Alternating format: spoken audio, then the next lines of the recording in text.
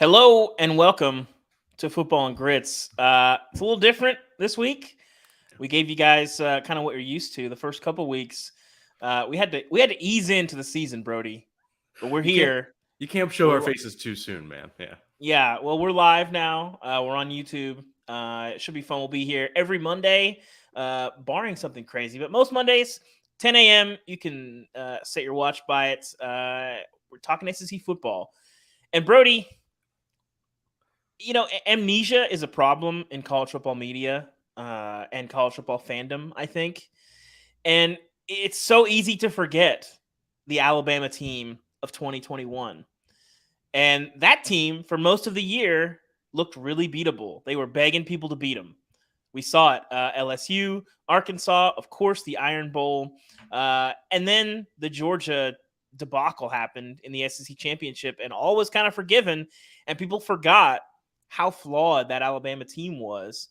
And Brody, when I watched Alabama in their first real test, I would say, of 2022, that team looked a lot like the team from last year. They have a lot of issues up front on the offensive line, which is kind of a big deal.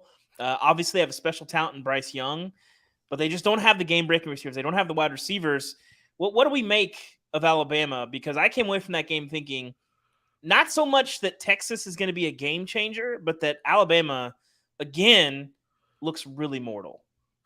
Yeah, I think Mortal's probably because it's like I don't think I'm leaving this game thinking, oh, I'm concerned about Alabama as much as Mm-hmm. I entered this season, and I think you did as well, thinking they are the juggernaut, thinking like Yeah. this is the Bama team that's gonna shoot, might even be as good as 2020. They were gonna be amazing. And I still think they're probably one of the two or three best teams in the country, probably maybe even the best by like an inch. But now they are in that group with Georgia and Ohio State or whatever. They're vulnerable, and there's no number one juggernaut that I'm scared of and I think we get in this rhythm, right? And Alabama's earned this rhythm, so I don't think we're wrong, but because they've proven it for 15 years, because of this benefit of the doubt they've earned, that whenever they have like an issue one year, you just kind of assume the next year that's better. Like you They'll think it fix works it. in cycles. Yeah, like it worked. Yeah. It's like, okay, O-line was a little iffy in 21. Okay, next year, they're all better. Like that. And I thought this defense was going to be elite. Still think it's really good.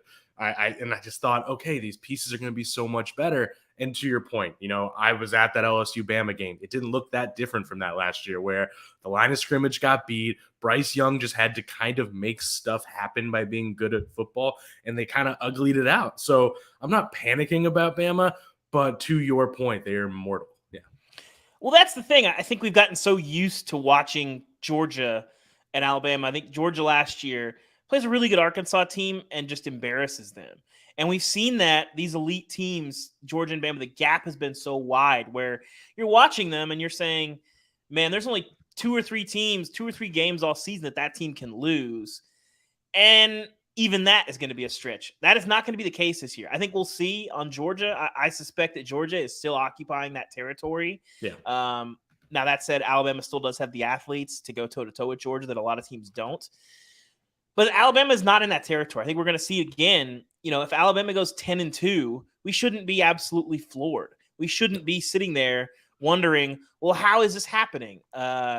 We should be watching and saying, hey, it's happening because Alabama doesn't have the team that can just put up 60 points on everybody. Because when you can do that, it's hard for a lot of teams to stay with you. But the reality is when you have a Bama team right now that is probably going to struggle, I think, to put up 30 points on a lot of teams this year, you're a couple turnovers away from a very, very different game and a couple bad bounces and a couple injuries away from 10-2. That's kind of where we're at with Bama, that this is not look like a team that's elite. Now, I will say they're still putting some pieces together. Yeah. They can still improve. That's definitely a possibility. But as it stands, if you're looking around the SEC and you're in that second tier, that Kentucky, that Texas A&M, that LSU, well, maybe not LSU, but that Tennessee, that Yeah. Florida, that Florida space, you got to feel pretty good because you're like, I'm looking up at Alabama and I don't see a team that if my team makes it to Atlanta by some, some act of God, you get past Georgia, the SEC East, Bama's beatable. And that has not been the case in a lot of years. And so we'll see. But I think you look at it, and I wrote about it this morning on The Athletic for my SEC sort of review piece that I kind of do every week. And there are a ton, Brody, a ton of concerning numbers for Alabama. I think I start with Alabama controlled that game, but they didn't really control it because they couldn't run the ball. And I think the more concerning thing about that is they knew they couldn't run the ball. They snapped the ball, Brody, in the second half 38 times. They ran it with a running back 7 times, and they had one run longer than 3 yards, and it was 4 yards. They could not, and you have Jahmyr Gibbs, you have Jace McClellan back there. Other than the Jace McClellan 81-yard run, they gave it to the back 16 times, 42 yards, 2.6 yards a carry. Now, Texas's defense, we don't know what they're like, but this is still Alabama. But they just could not really do a whole lot. And then, of course, 14 of Bryce Young's 27 completions, Brody, to tight ends or running backs. Yep. That's not real explosive. Yeah. I know if you know, a lot of Cam Latu, a lot of really creative ways to get Jahmyr Gibbs the ball. But if your O-line can't just say, hey, guess what? We're bigger and we're better than you. We're going to carve up some holes, and Jahmyr Gibbs is going to get 6 or 7 yards a clip. That's a problem. And we saw them do that to Cincinnati last year. We saw them do that to Ole Miss last year. They'll be able to do it to some people, but they don't look like a team that's going to be able to do it to a lot of people. So I'm not sounding the alarm bells, but I'm saying if Bama drops a game or two, people should not be, how did this happen? How did this happen? It's because the O-line has major issues and they don't have the receiver group. 6 first-round picks in 4 years. They don't have that. They don't have that guy this year. He's just not there. Yeah, and it's like, and Josh Sibley, as a comment here saying, is this just Texas jumping on Bama early in the season? Probably a little bit of that. Also a little bit of like, as much as I do want to give credit to Texas, because we've always talked about, they always have talent. They're always in the top 10-ish recruiting wise. They have talent. They're not like some scrub. So give them credit that they look like a team that could control that line. And honestly, we didn't even mention when Quinn Ewers was in that game, Texas probably would have won that game. They were picking them apart. No question to me. I don't even think it's close. Ewers was awesome. It's one of those things where you wanted to hate on that hype, and it's like, no, that was awesome. But the thing I will say is, first off, a little bit of credit to Texas, and I'm with you. I think you're framing it right, that it's not that we're saying Bama's not going to win the title or whatever. We're saying don't be surprised if they lose. But the benefit of the doubt club is what I always say, and it's like, I will look at last year's team. There was not a single moment last year where I thought Bama, until the SEC title game, where I thought Bama was good enough to win a title. They looked like an above average SEC team. And then Nick Saban, and again, common sense, right? This isn't great podcasting, but Nick Saban gets teams better throughout the year. The benefit of the doubt club, because a lot of coaches, you do not have that built-in trust. I think Nick Saban will get this team better because they did not look good last year. And then they convincingly won the SEC title game and were Georgia deserved to win the title, but Bama was right there with them all game and could have won a title, and it would have felt valid. It wouldn't have felt like a fluke. So I think they'll get better. I'm not going to overreact, but I think we're on the same page of it's vulnerable, and that's a good thing for college football in a way, because we host an SEC show and we talk every week about but Bama. Like, we talk in different categories, like aside from Bama, I like A&M, and it's like, it's and now it's like, you know what, it's still probably Bama, but you can actually talk about the SEC in a real way now. And hand up, I was one of those that thought Bama was going to get smacked in the SEC title. Bama looked like fraud is a strong word, but coasting off of reputation more than what was actually happening on the field. And sloppy, by the way. That's the other thing we haven't mentioned. But 15 penalties. 15 penalties. I'm going to say that is an anomaly. I think that you can fix literally from week to week. The O-line stuff you can't fix. I don't think you can fix that. I think when you play good fronts, I think Bama's going to have issues. And the amount of times that Bryce Young was running for his life against Texas, part scheme, part losing one-on-ones. Bama, dare I say, Brody, is interesting this year. I love it. I absolutely love it. Well, getting to the rest of the league, before we do that, Brody, first of all, it's good to be live. I'm going to call this my Jordan flu game. I am not sick. I am not sick, Brody. But yes. We were talking about this briefly last night. Do you know what hand, foot, and mouth disease is? Because until about 3 days ago, I did not. It's one of those things I've heard about my entire life, but if you asked me to describe it, I'd be lying to you. So as we've mentioned on previous shows, I have a young child of 3 months at the house, and she has come down with it. And essentially, Brody, it's like a trifecta of all the worst things possible that can happen to a baby without being like really serious. Yeah. Essentially, they get like sores in their mouth, so they don't really want to eat, so they're drooling everywhere. So then they can't sleep because they're uncomfortable, but then they don't want to eat, so they're hungry all the time, which results in them just being angry and screaming constantly, basically. It just sounds like a disease made to make parents' lives awful. It's rough, man. I mean, it's bad for the baby too. We've had a pretty easy. She's been a pretty easy baby thus far, but this weekend, trying to navigate, paying attention to the games, trying to get some sleep. She's waking up like every hour and a half. Like I think I went to bed thanks to BYU and Baylor and Fresno and Oregon State and Mississippi State and Arizona. I think I went to bed at like 3 on Saturday and got up at like 9. It was not great. So we're struggling, rallying, man. Listen, I mean, the thing we got to push through. We do it for the listeners, Brody. We do it for the listeners. Absolutely. So anyway, the rest of the league, Brody, we learned a lot, and I think this is the time of year where we're trying to figure out who. And we even said going into this week, it was like this is going to be answers week, right? Yes. Yeah. Who are these teams? And I think the number one team that we learned a lot about going into the rest of the season on Saturday, Kentucky, goes into the swamp, wins. I'm not going to say dominant, but they did dominate the second half defensively. Convincing. Yeah. Completely shut down Anthony Richardson. All of the Anthony Richardson skeptics right now are wearing UK jerseys. Very happy, trumpeting Mark Stoops' praises. They made him throw the ball. I think he ran the ball 6 times for 4 yards. Their game plan was fantastic. We didn't see him break contain very often and make plays with his feet. Kentucky forced him to throw the ball, I believe 34 times. Yeah. Completed 40% of those passes. A rough outing. And all the things that you can do to kind of expose a young passer, they did. And I thought too, I think it was during the game, I believe it was Todd McShay had some pretty good analysis of some of his throws, looking at, he doesn't have a ton of touch in terms of dropping the ball in, dropping the ball over linebackers. It's a lot of like fastball because he has a big arm. And we see that sometimes with young quarterbacks. I think this is the difference right now between him and Will Levis, is that Will Levis kind of does that, but he's also developed to where he doesn't do that all the time. He has a lot more touch, and he has the same kind of arm talent.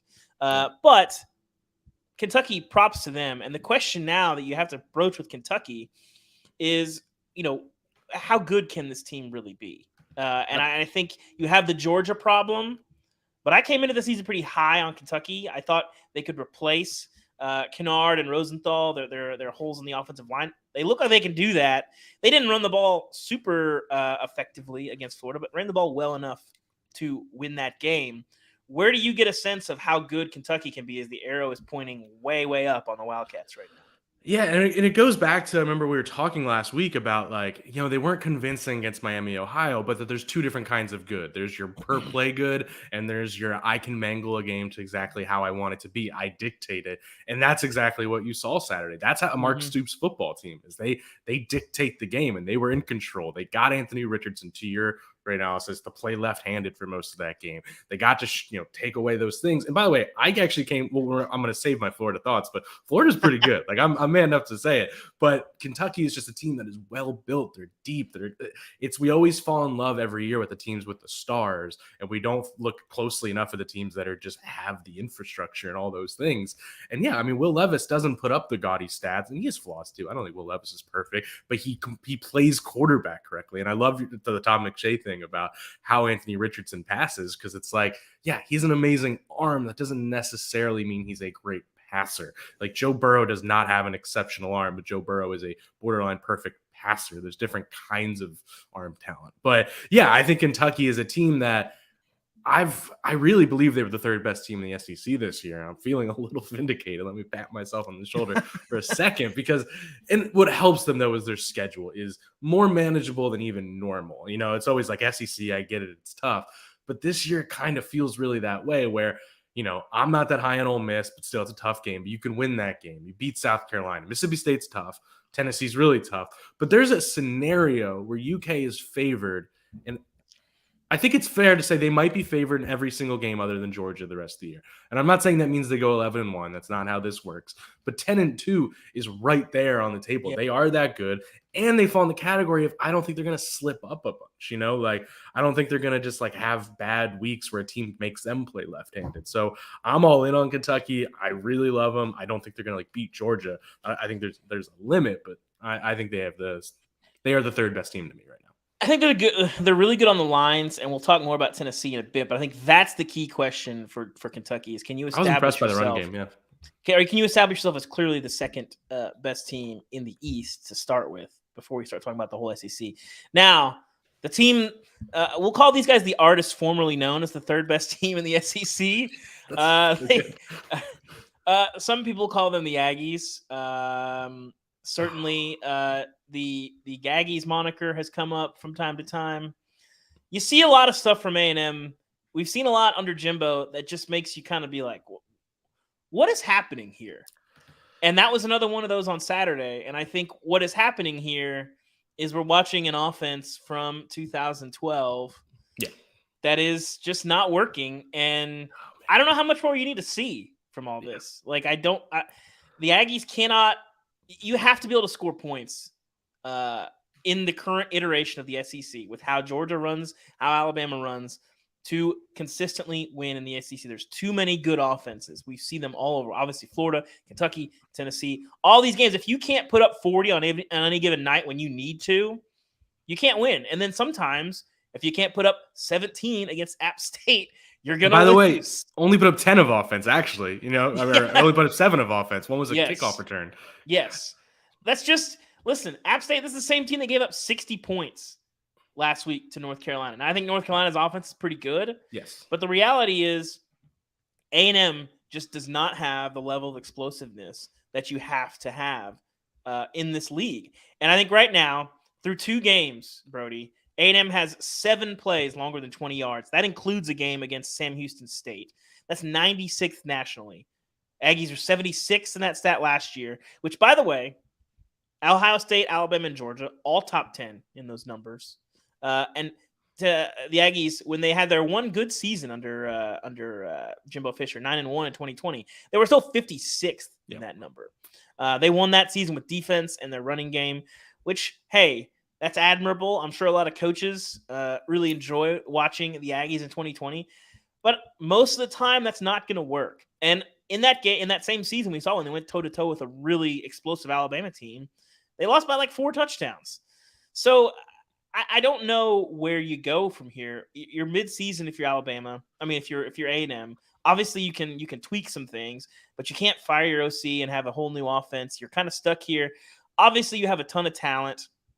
And there was an interesting quote from a recruit over the weekend, which recruiting in Texas, Brody, it's kind of a big deal. It's a little competitive down there. But I believe it was a 4-star receiver. His name escapes me, but he said, Texas has the scheme, but not the players. And A&M has the players, but not the scheme. That strikes me as very, very, very true of what we're seeing. Because obviously, when you saw what Texas was doing to Alabama, they were scheming guys wide open. Quinn Ewers was hitting them early. Hudson Card struggled to do the same. Their offense got a little more conservative when they had Hudson Card out there. They're scheming guys wide open. I mean, Quinn Ewers made some great throws, but he was also throwing to wide open guys. The Aggies, there's just no excuse for being able to put 7 points on the board against App State. There's just no reason for that. And especially when defensively, you played well enough to win that ball game. App State's a good team, but holding them to 17 points is legitimately impressive. Holding anybody to 17 points, unless it's Georgia, you should be able to win. And the thing is, it's not even because it'd be easy for people to kind of lazily be like, it's that classic thing of modernizing your offense and like how Georgia needed to or LSU needed to. But no, that's not the same thing because those are teams. They still were they were outdated, no doubt about it, but they would just run you over in at least 11 weeks a year or 12 weeks a year until a playoff or whatever. They would still just move the ball at will because they were more talented the teams and run them 5 yards a carry. And then it was like, oh, but their ceiling isn't as high because their offense isn't updated. This is not that. This is not just this is and this is not new, right? This is years in the making, but everything with A&M just feels so strained. It feels like anything they even do get, any impressive play, it just feels like it had to be like made in a lab to work out, or somebody had to make a special play. It's never smooth. And we're living in a time where offense is smooth. Like teams can just kind of smoothly scheme things up. And that's what's so unfortunate about it. And yes, it's you said the 2012 offense. Tony Yayo in the comments, great name by the way, said 2003 LSU offense, which it is. And it's like, I don't know, because they do have the players, and I don't even know, and I'm not smart enough to know, like if there's some element of like the players aren't able to do more, so they run it simple. But I doubt it because we have so much data on our side here. Yeah, it reminds me of this, Brody. It's like the burger contest in Parks and Rec, right?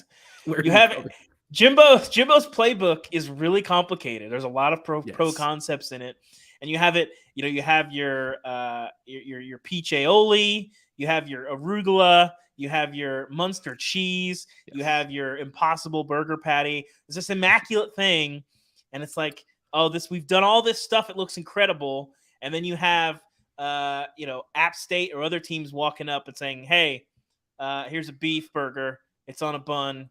You can put whatever you want on it. I don't care. It's very simple, and it just is better. Like, it's and just that simple. That's where we're at. And you know what Sark's doing? I mean, not to like hype up Sark after a loss, but you know what Sark's doing? He's making a really simple smash burger, but it's the best quality burger. Like he's putting the work into the burger itself to make the burger simple for his players and thrive. And it's like, I'm not out on A&M, but before the season, I would just yell. I'm like, I think I recommended people take under 8.5. Like I think they're good. I think when you have that talent, they're still probably gonna win a top 10 game or two. That defense still looks great. Really good. The talent's there, but I have no confidence in a sense of upside. I have no confidence that there's like they're gonna click on a certain night and go for 49. I don't have that. And the question really we have to ask ourselves is, what does this mean for A&M? What does this mean for Jimbo Fisher? Because I am not like sitting here saying fire Jimbo, because man, no, the way he's recruiting, I think he's a pretty good program guy overall. I do think that. Like I am no world saying they're at that point. I think next year they should be great, but we are officially, I think it's fair to say, at the point where does Jimbo have to do a little, and forgive me, I know I almost make everything accidentally LSU, have to do a little like Notre Dame Brian Kelly, like step back, reevaluate, and be like, no, okay, I'm going to go hire an OC. I'm going to go hire a guy maybe he has to. And that's tough because his identity is a quarterback guy. I talked to our tech expert yesterday I asked him if there was a tidy number for the Jimbo buyout. And he said, tidy, no, but it's roughly $94 million, which to our best recollection, the record for college football is Gus Malzahn at 21.7 is the highest buyout ever paid. So, listen, but if there were a school to challenge it, legitimately yes, but also Jimbo has all the leverage, and obviously I don't think getting rid of Jimbo's the answer. But you've heard of situations in the past. This happened to Mike Gundy when he hired Dana Holgorsen in 2010, I want to say. The AD comes in and says, "Hey, go get an OC. Go get another OC. We trust you, but you don't have a lot of leverage because you can't say go get an OC or you're gone, because you're not going to do that at A&M.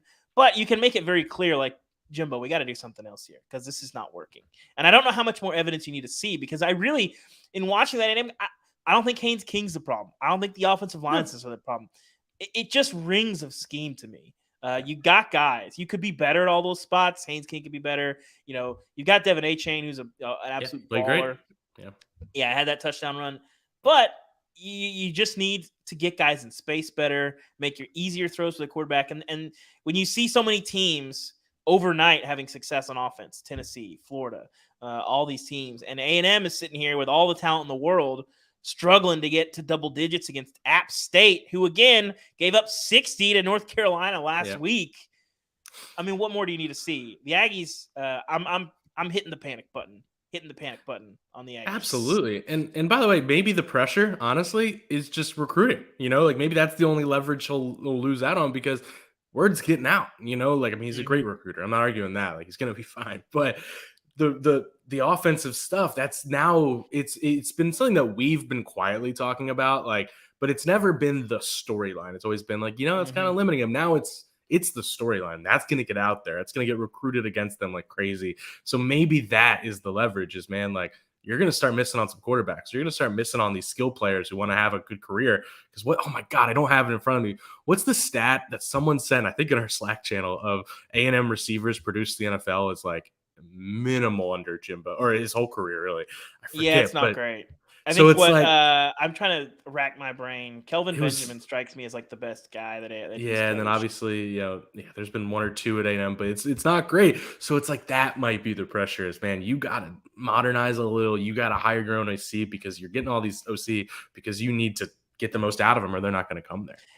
And again, we're in the transfer era. There's a pressure when you have a guy like Evan Stewart on your roster that was not there 2 years ago. So you can go to Texas. Yeah. Brody, I believe. Go ahead.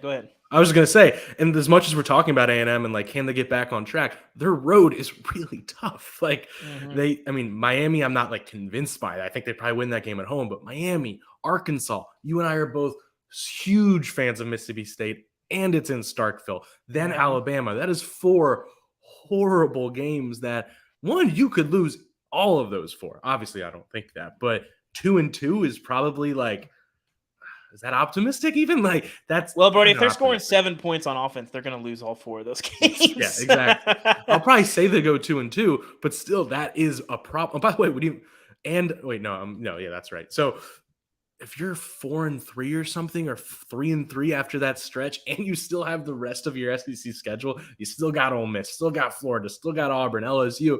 It's like this year could actually be genuinely ugly. Not just like, oh, they underachieved 8-4 again. It could be like, I don't know. So I don't know.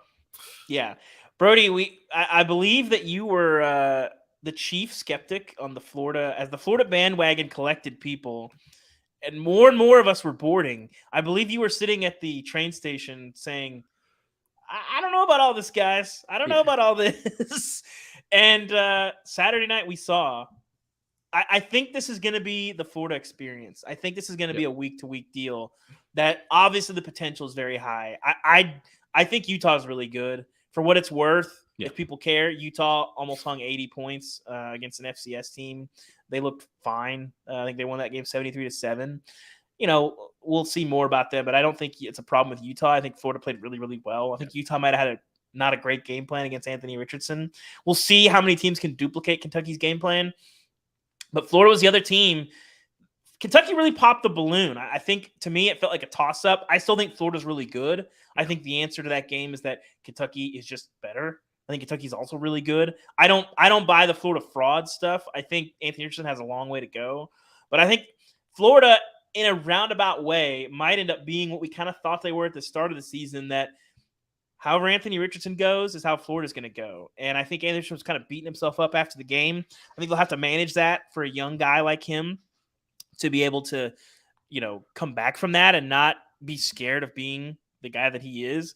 We'll see if that manifests in his play. But what did you make of Florida's I don't know if I'd call it a crash to earth, because it's not like they lost to App State. Yeah. They lost at home to a really good team that we think is probably going to win 9 or 10 games this year. But what do you make of Florida? I guess they'll have to wait another year for the playoff reservations, Brody. Yeah, no, I mean, I know you set me up to take my victory, and as much as I will say I was right about Kentucky, proud of that. I was right about A&M, proud of that. I actually come away from this game thinking no, it's fair to say I was probably wrong about Florida. I think I'm going the other way, where it's I really thought this was just going to be a bad team that didn't have it. Mullen left them in bad shape, but again, while saying that, I yelled from the mountaintop, Napier's really good. Napier's going to do a lot of great things. Just it's going to be a rough year. I'm coming out on the other side of, I was really impressed by the Utah game. And man, that Kentucky game was just a great game. It was 2 really, really good teams. And Kentucky, to your point, just kind of edged them, just kind of won in the margins is the simplest way to put it. So I'm still really high on Florida. Yes, the Anthony Richardson thing came back to earth. There is a limit to him that he's going to thrive on certain nights. There's going to be one game this year where we're nope, back on. And there's going to be a game where you're 350 through the air, 120 on the ground, 6 touchdowns. Yeah. That's going to happen. Yeah, that's going to happen. It's happened many times this year. He's really talented. But when you face a defense like Mark Stoops and Brad White at Kentucky, who just know how to make you play left-handed, to make nothing easy, everything strained, make you make these tough, tight window one-on-one throws every time, that's where Anthony Richardson's not going to do as well. But I was blown away by just how Billy Napier has this team playing this hard, this fast, how they look more organized than they did last few years with Grantham and Mullen and all that. I'm really impressed by them. So, yeah, I still think 7 wins is probably about where I put them, but that's not an insult. Like, I think they're just going to be volatile. I think I'm with the way you put it. It's going to be the Anthony Richardson experience to an extent. But man, I got to give them credit and admit that I was kind of wrong, because as much as they lost and it's like back to earth, I think I'm more impressed than ever. I think when you look at that SEC East, that spot for behind Georgia, it's going to be a bunch of really good games like this. We saw Florida and Kentucky. I think when you look at Tennessee, you throw them in the mix. Tennessee, Florida coming up in a couple weeks, barring something crazy, I will probably be at that one. And then, of course, Kentucky and Tennessee later in the season will be a great matchup as well. Which brings us to the such Vols. A good time for the SEC, man. It really is. As much as everyone's like, man, Bama, Georgia, no one's as good, and we're mad about it. This is what people like us love. We 4 top 20 teams in the SEC East right now. And honestly, yeah. What's the overall SEC? It's got to be like 7-8, right? I'm here for it, man. Yes. Other than, I guess, Vandy, there's not probably Mizzou's not exactly riveting. Like, there's every game is like, yeah, I want to watch this. There's not a single game I'm not intrigued by. Yeah. There's 2 schools of thought, I feel like, on the Vols right now, Brody, who also showed us something on Saturday. On the one hand, for one, you have the Josh Heupel situation where very uninspired hire. He comes in, Tennessee fans are like, okay. Nationally, it's kind of like, oh, you brought in Danny White and you just went and got the guy that he just worked with. Like, it's kind of like there's a lot of skepticism. They're better. The people were sort of predicting a possible disaster year in year 1. They don't get that. They look pretty good. Tennessee brings back a ton. A little bit of hype, not major hype, but people are excited. I live in Knoxville. People are excited around here about the Vols. So there's 2 schools of thought right now. One, which where I'm kind of at, Tennessee doesn't win these games. They drop these games. Bingo. They, the close games against good teams that can kind of decide which way your season goes. They just don't win those games. And on the rare occasion that they do, then they drop a game they shouldn't drop later. So we'll see if that happens. But ultimately I come away with, if you go on the road and you play a team like Pitt, I don't think Pitt's that good. I do actually. Pitt going toe to toe. We're going to play a dangerous game right now of the transitive property, which I don't believe in, but also the human brain desires to make patterns out of things. Yes. So I did also watch West Virginia lose to Kansas, who I think is actually going to be decent, but I don't think West Virginia is very good. I think Pitt struggled with them. I don't think Pitt's that good. But I think Pitt's good. At the end of the day, I think Pitt's probably one of the 40 best teams in the country right now. That's kind of where I'm at with them. I thought they were really overrated coming in. But you still have, Keaton Slovis, reigning ACC champion. So it's like, it's a good win, okay? But you look a little closer, you say, well, the Vols didn't really play very well. They get pushed to overtime. Slovis is out for a lot of that. They're playing their backup quarterback, Nick Patty, who nobody ever heard of before Saturday. He's playing on one leg. The Vols still can't really force him. They got to, go into overtime and miraculously, make that happen and get out of Pitt with a win. I think there's no such thing as a bad win in that situation. We'll see what the Vols are. Akron won't be much, but that Florida game will be a real test for them. But the Vols, I lean toward buying them because, again, I just don't – it's about math, right?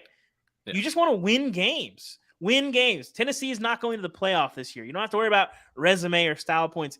Get a win. You are 2-0. You want to improve on last year where they were, 7-6, I think? Yeah. You want to improve on last year. Well, you know how you do that? You start winning games that you didn't win a week or a year earlier, which was Pitt, a game they should have won in Knoxville. When they go to Pitt and win. I don't really care at this point, if you're Tennessee, of how you do it or what you do or how it happens. Get a win, and Tennessee did that. It's about putting skins on the wall, and that's where Tennessee's at. So I get the skepticism. I'm not saying that we shouldn't be a little shaky on how good Pitt is and how hard that looked for Tennessee, but I also think Tennessee didn't play very well. That's not the version of Tennessee that I think we're going to see most often this season. No, exactly. It's like this. Maybe this is just my broken brain how I view things, but I wanted Tennessee to show they can just kind of football and grits, like grit it out. I wanted because to me they were the definition of like this surface level.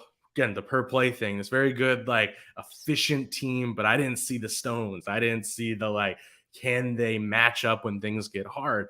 And hey, man, Pitt, as much as you don't love them, I think Pitt's pretty good. I kind of think they win their division in the ACC. And I'm going to try to remember which one's which because I never will. And like, I like Pitt a lot, actually. So, and Pat Narduzzi is almost like ACC UK, where it's like, man, they're just going to make life hard. And Tennessee has flaws, to your point. And that's not about a playoff discussion. It's not about that. I wanted to see them win a game where it got ugly, and they did that. They got off to a terrible start, and they bounced back really hard. That was something people overlooked. They got off the mat. It was looking like 17-0 there earlier. They get that pick. Yeah. They get that pick. They answer the touchdown. All of a sudden, it's like, okay, now we're playing football, and we're not going to have to dig out of a hole. That's an impressive start for the Vols. The pass rush got after it, which I knew was supposed to be pretty good, but still just like showing, hey, Tennessee's not just offense. And obviously, if Keaton Slovis is there the second half, maybe it goes a little differently. But that's not how football works. And yeah, I just think I was kind of down on Tennessee. I thought they were just surface level. And I actually come away from that game being like, all right, I actually do trust them. They can hang in there when they take several punches. They can grit it out a little bit. And at the end of the day, Pitt is a good defense. Like that, I actually feel confident saying that. And Hendon Hooker, Cedric Tillman, Brew McCoy, all those guys, they still had not a field day, but did really well against them. Prove they can make those throws against teams that know how to cover it. So yeah, I do think they're going to go in the SC play and hold their own. I think 8 wins is realistic. Yeah, I don't think there's a lot of teams. I'm not buying like top 10. No. Yeah, I don't think there's a lot of teams that are going to be able to take away the running game in the way that Pitt did from Tennessee. And then Hendon Hooker didn't play great. He played okay, I thought. And they still won that game. He still had a solid performance. So, again, Vols, you're 2-0. You literally can't do any better. Like, you didn't play very well. You went on the road. You beat a pretty good team. 2-0. Take it. Another 2-0 team, Brody, that snuck into the top 10 this week. Yeah, who would have guessed that? God. 2 quality wins at home, granted, but 2 quality wins with Cincinnati and South Carolina. Arkansas, they lose Jalen Catalon, which is a huge problem for them. I think people really overlooking that. Yeah. So much conversation on Arkansas was, the schedule. They can only do so much. This Arkansas team looks really good because I think they are good on the lines and they can control games. They were totally in control of that South Carolina game. South Carolina pushed them late in the third quarter. They kind of made a push and made that a little more interesting. But I think Arkansas, they can run the ball in so many creative ways. Obviously, you have to account for KJ Jefferson, and even if you've got him one-on-one with a linebacker, he's going to bowl him over and get 4 extra yards because he's a tank. And then, of course, you can do a whole lot of stuff. Rocket Sanders had a really nice day for them as well. Arkansas is just really tough to game plan for, and then they can go that tempo also. And when KJ is cooking, which he was throwing the ball on Saturday, man, they're really tough to beat. I don't think KJ is the greatest passer in the world, but he's really competent, and sometimes he gets hot. And when he gets hot, Arkansas, that offense looks really unstoppable from time to time, and we saw that. From you, where do you see the ceiling for Arkansas? Is there a world in which Arkansas, dare I say it, Brody, we mentioned a vulnerable Alabama. Is there a world in which Arkansas shows up in Atlanta in December? Man, I want to get there so bad. It would be so good. In every way. It'd be good for college football. It'd be good for us as nerds. Like, the good news is their road trip to BYU won't count. Oh, that's a really good point, actually. It's like, I trust them to take care of business. And by the way, that in their game in 2 weeks against A&M will tell us kind of everything in a weird way, because that is the team made to stop them, right? Like, that is the team where they should stop their run game. That is what A&M is meant to do. So that will tell me so much. But I'm impressed because also I was like, man, what's going to happen when they have to, they got into a bit of a shootout a little bit that in that game. And like you said, KJ Jefferson got hot. They put up a lot of points in the second half. That's promising in a little way. I think this defense is probably to some extent is what it is, especially with Catalon out. I think teams are going to be able to put up some points on it. But they are designed, to your point, to win.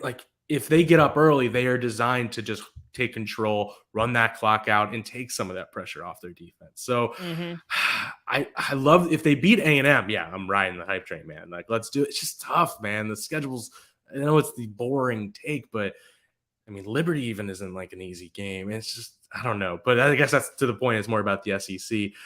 I still think there's a bit of a ceiling because what happens if they get behind against Bama? What happens, man, if they get behind against Mississippi State in that air raid?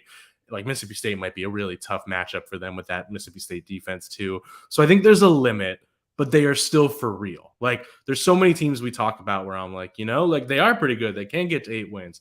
I think Arkansas is a team where I'm like, they are for real. I think 10 wins is reasonable for them, and that would just be a monumental season in Fayetteville. I think ultimately Arkansas, even if they're sitting at 10 wins, you get to host Alabama, who we just talked about is very vulnerable.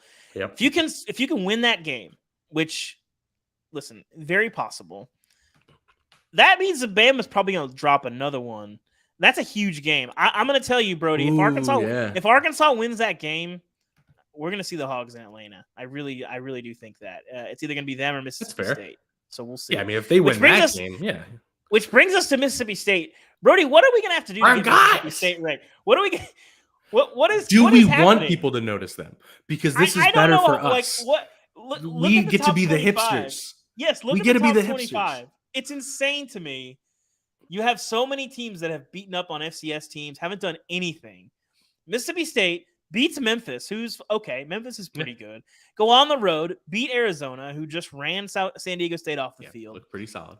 They looked really good, and yet they can't even get the top. They're not even in the top 30, Brody. They're like in the votes receiving. It's like they're like 6th or 7th team. What are we doing, pollsters? What are we doing? What does Mississippi State have to do? This is why I don't like the polls. Is people are such a prisoner of the preseason. Watch the games, guys. I'm not asking you to put like they're a prisoner number of one. what they watch. Yes. And no one's watching Mississippi State really. They haven't played the national TV game. Yeah, they had the weird rain delay, and they're playing late. They played really late both weeks. Yeah, so no one's watching, and they're like both their games have been like good games, but not games that like everyone's gonna be like, I'm like gonna go watch that. And people are kind of lazy. But do we want this? Because it's like, man, I remember taking Andy Staples to Elsie's Plate and Pie in Baton Rouge. It's my spot. I love it so much. I deeply love it. I tell anyone about it. Not that I discovered it, but like it was just kind of like I took pride in it. It's like a band. And then he wrote about it. And then I was just like so psyched that it got its acclaim for a minute. For a minute, I was like, hell yeah. And then it's like, damn it. You ruined Elsie's. Not it's still great. But it's like everyone knows about it. Everyone who comes to town wants to go there. And I'm like, as much as I am psyched, like as much as I want Mississippi State to get its acclaim because I think they're good, it's frustrating. I don't want everyone else to be on it. But yeah, I mean, I think if they beat LSU in Tiger Stadium this week, everyone will be watching that one. It's not a great weekend. It's not a huge slate. And by the way, yeah, I think we'll get to that. But I think they should. They match up really well in a lot of ways. But yeah, it's like Mississippi State to me is a top 15 team in the country, maybe even more, especially with how messed up the top 10 is right now. Yes. And no one's on it. And what's scary, and we talked about this a ton last week, so we don't need to overdo it, but it's like they're upside mixed with reliability, where it's like you have the upside of the air raid, the upside of Will Rogers and these pieces. They are fun, but they can ugly it out. They kind of uglied it out last year a lot, where it's like that Zach Arnett defense, the lines of scrimmage are really good. I love this Mississippi State team. And like even these 2 wins are so impressive because they're not sexy opponents where you have to get up, but they're in that middle zone where it's like you could look ugly in that game. And they didn't do anything sexy. They didn't win 49-0. They just took care of business on a quarter by quarter basis. So yeah, I'm all in on that. Brody, this is not SEC news, but I have been not right now. I have been humbled over the last few years in that we don't know anything, Brody. If you had told me that one, Tom Herman was going to flame out at Texas and Scott Frost was going to flame out at Nebraska, I would have been shocked. I thought both of those were home runs. Not that I thought Scott Frost was going to bring national titles to Nebraska, but not go. I don't even know what the final record was. It was like 26-50, something along those lines. It was really not good. I don't know exactly why it didn't work out. That's the kind of, I can't really point to one singular thing. You can say, oh, coaching decisions and all this stuff. And like, we can see that the reasons why, but the reasons why they couldn't even be competent they escape me. I really don't know. Yeah. And we just don't know anything. I think that strikes me because we look at, Josh Heupel, demonstrably worse than Scott Frost at UCF. And yet Heupel's thriving at Tennessee, a place that had a lot of issues. Very it's a similar tough job. Yeah. Very similar situation in Nebraska. They're not perfect comparisons, but very similar. And then, of course, you have Jimbo, who I think literally thrown up basically a parade, a red carpet when he arrived in College Station. And Sam Pittman, who pretty much nationally will kind of like, what is Arkansas doing? Is the Arkansas job that bad they can't get a quote-unquote real coaching candidate? And here we are sitting here, and Sam Pittman could probably run for governor of Arkansas right now and win. And we just discussed Jimbo's $95 million buyout. We don't know anything, Brody. And it's amazing to me. Like, there's so many variables that go into why a coach succeeds or does not succeed. And it's just a fascinating situation. And then I think, we were talking about this. We didn't mention this on the show last week, but for better or worse, Brian Kelly and Billy Napier are going to be compared in very, very similar ways. However, their careers and their current jobs end up, with LSU sort of saying thanks, but no thanks to Napier, and going and getting the big fish, despite the perfectly nice fish with a lot of potential in its backyard. It said, no thanks. We're going to go up to the Midwest and go bring this Yankee down here and see how he fits in with the Cajuns. Yeah. What do you make of the coaching carousel right now? And where do we even, I've learned the last few years that really the coaching carousel grades are hilarious every single year. Oh my God. Yes. But I feel like you have a good sense between the coaching carousel and Josh Allen thriving in the NFL. Sometimes I just think I don't know anything about the sport, Brody. Yeah, it's like, and I want to save Napier and Kelly for a minute from now, but that's an entire different discussion we can have. Yes. But I mean, I go back to my old co-host on Hold That Podcast, T-Bob Abear and I used to call ourselves coaching hire nihilists.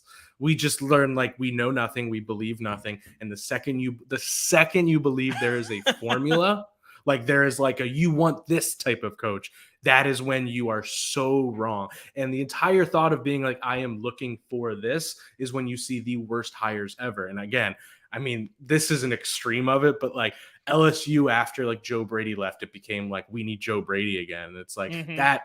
The second you are thinking like that, you are messing up beyond belief. So yeah, I look at all these coaching hires the last few years.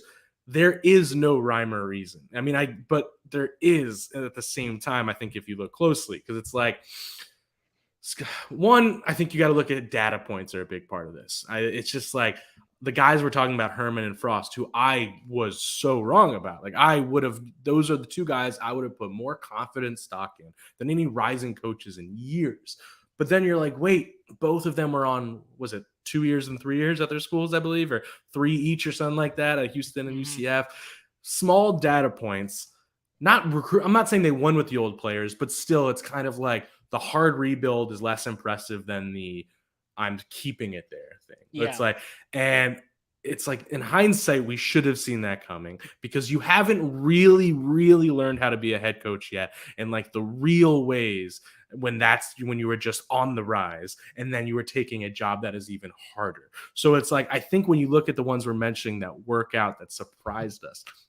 And again, I don't think you should hire for this, because that'd be wrong, but it's the guys with miles to an extent, miles under their thing. They've seen it, but they're also, I'm not saying hire CEOs, because again, that's a flawed line of thinking, but guys who are a bit more program guys than they are a gimmick, or guys that are like, I'm an offensive guy or I'm a defensive guy. It's guys who, like Sam Pittman, even knows how to run that football program and oversee it and build a good culture and things like that. And I think that's what makes it so interesting, that we need to look more toward is data points a little bit. It's like, so if I'm hiring a coach right now, and I know it's not 1-to-1, not apples to apples, but it's like, I'd hire Mark Stoops before I hire the next rising star, because I think we're learning Mark Stoops knows how to run a program. He knows how to have the down and the up. Pat Fitzgerald's never leaving, but I'd rather hire Pat Fitzgerald down and up. That's what I want, not the guy who's just on a 3-year skyrocket, And I think part of it is ADs are really bad at asking the right questions.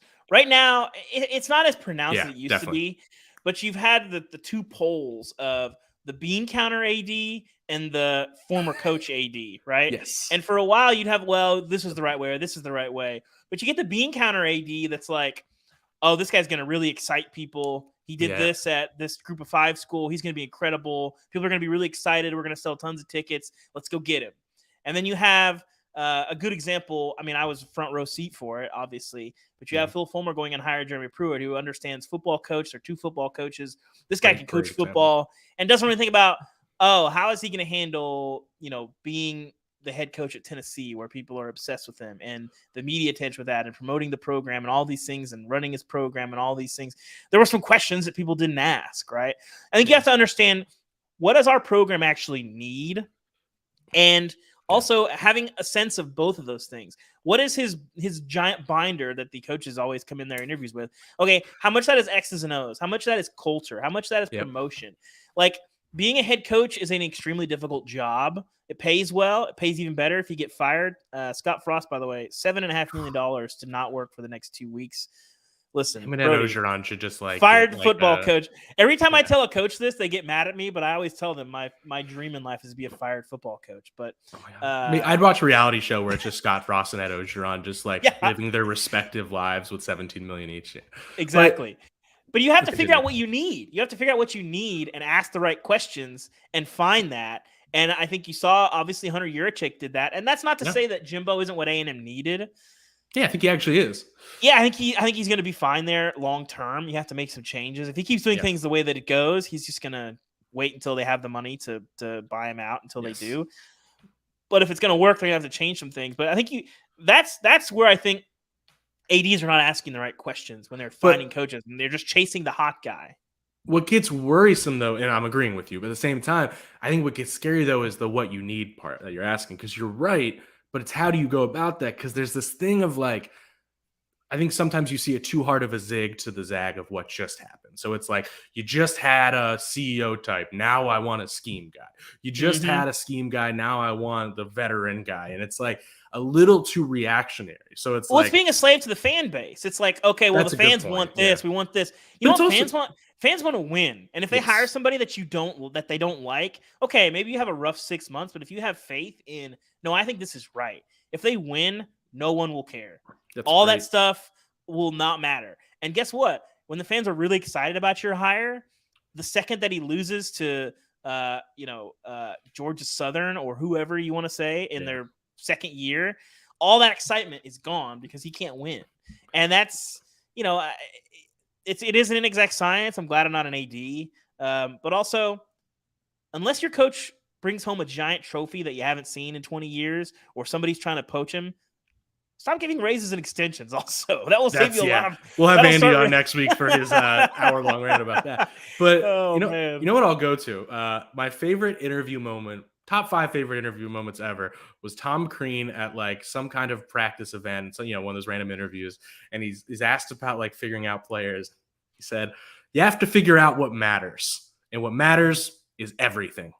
And I think about that quote every day of my life, actually, just like, kind of true. Gotta figure out what matters, but everything matters. But anyway, it blows my mind. But that is the kind of the truth with coaching hires, because to our point, it's like, you gotta figure out what you need. But it's like, the Pruitt Kirby example is actually the example of like how hard this is, because they have similar backgrounds in a lot of ways, but you gotta do your research. You gotta, and I know they do, but it's like, you got to be asking everybody. You got to interview them, figure out who they are. Do they fit with you? Because Pruitt didn't have not the Kirby's charismatic, but there's a sense of like, I know what I'm doing. I know what I want. Like, I want to follow Kirby Smart. And I don't think there was ever, I want to follow Jeremy Pruitt. There's no charisma there. There's no like, I know I have a plan, I don't think that was ever there with Jeremy Pruitt. So it's like, you're doing your extra research of like, how much do they know what they want? How much have they put the time in to think about it? And do you guys want to follow them? Do coaches want to work for them? Like that stuff. So what matters is there's no formula. It's so contextual. You just got to really get in the nitty gritty and figure it out. Mm-hmm. Well, before we go, Brody, we should at least glance ahead to week 3.